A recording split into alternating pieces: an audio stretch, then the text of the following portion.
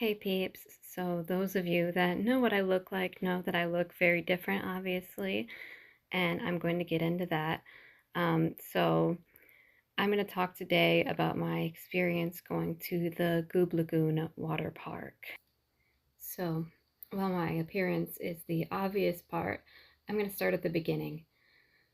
So originally I was worried to go to the water park because I heard some really bad things about the staff, one of the staff members selling drugs, that type of thing.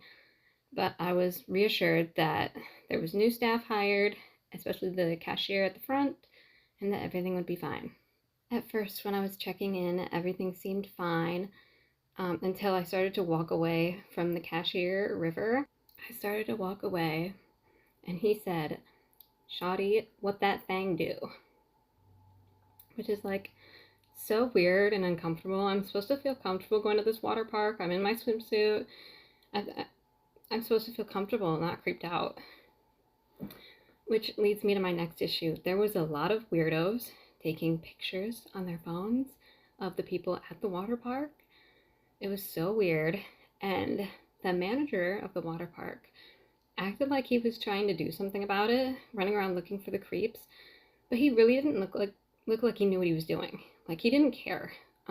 He was actually shoving random guests, including myself, saying, "Who's the creep? Are you the creep?" I'm not the creep, but he still shoved me anyways. I will say the lemonade was good though.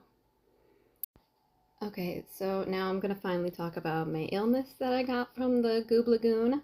So I noticed it was really weird. Some of the guests were kind of floating, and I didn't know what to think of that. I was like, okay.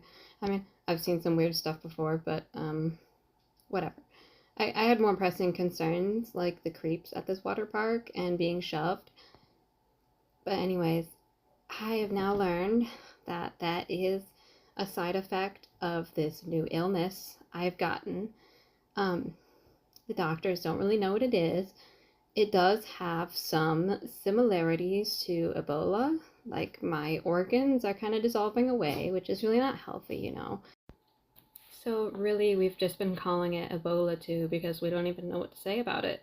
The only weird symptom that no one's ever seen before is the randomly floating, which I've experienced a few times. So now I have to constantly wear a weight on my wrists and my ankles at all times so that I don't just randomly float away.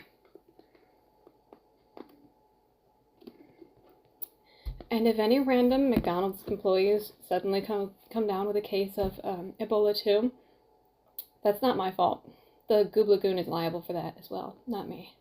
So peeps, I highly recommend you don't go to the Gooblagoon for your water park adventures because, I mean, there's creeps, even the staff, and they're not really doing anything about it.